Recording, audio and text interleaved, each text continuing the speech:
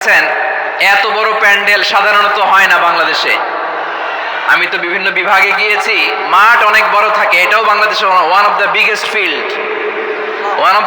Field. আলহামদুলিল্লাহ, আমাদের ভাইরা চেষ্টা করেছেন আলহামদুলিল্লাহ। এবং রাজশাহীবাসী চমক দেখানোর কারণ আছে, কারণ ওনারা সুযোগ পাইছে বেশি, সময় পাইছে বেশি, ঠিক কিনা বলেন? ওনারা প্ল্যান করেছে, সব বিভাগ যেটা না করছে আমরা চাঁপাইনবাবগঞ্জ থেকে ওইটা করে দেখাই দেব ইনশাআল্লাহ। মাশাআল্লাহ মাশাআল্লাহ, আমরা প্রাণ ভরে দোয়া করি আমার ভাইদের জন্য যারা এই চমৎকার কোরআনের বাগানকে সাজিয়েছেন। প্রিয় ভাইয়েরা, আমরা মূল আলোচনাতে যাওয়ার আগে আমি একটু অনুরোধ করব, মাশাআল্লাহ এখনো আপনাদেরকে বসুন, শান্ত হন, আল্লাহর রাস্তে থামুন, কিছুই বলা লাগে নাই। লক্ষ লক্ষ কোরআন প্রেমী জনতা আজকে এক হয়েছে, কিন্তু কোনো আওয়াজ নাই, নীরব নিস্তব্ধ। মাশাআল্লাহ, ডান দিকে তো একেবারে পিন ড্রপ সাইলেন্ট, পিন পতন নীরবতা।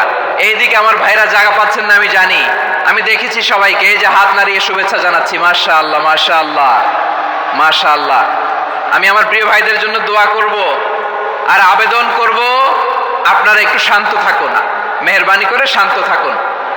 পারলে বসুন, পারলে বসে পড়ুন, না পারলে দাঁড়িয়ে আজকে আমরা আলোচনা শুনবো, না পারলে দাঁড়িয়ে।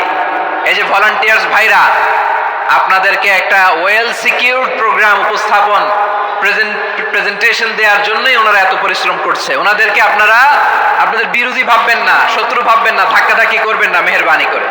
নিজের safety security will be get the uppermost priority here today. যদি পারেন বসে যান, না পারলে দাঁড়িয়ে থাকেন। ধাক্কাধাক্কি দেখলে সেফ এক্সিট নেন, আস্তে করে পেছনে চলে যান, ধাক্কাবেন না, মেহেরবানি করে ধাক্কাবেন না। এই দিকটাতে আমাদের বিজেপির ভাইয়েরা, স্বেচ্ছাসেবক ভাইয়েরা, ভলান্টিয়ার্সরা খুব ট্রাই করছে।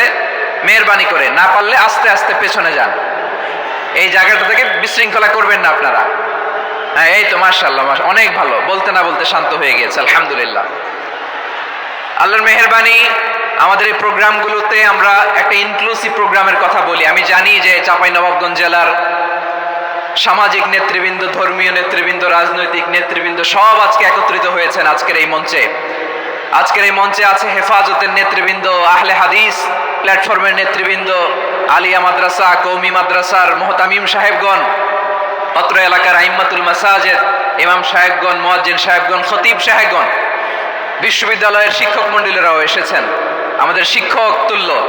আজকে আমরা কথা না বলে ওনাদের কাছ থেকে নসিহাত এবং দিক নির্দেশনামূলক বাণী শুনতে পারলে আমরা বেশি কিছু শিখতে পারতাম।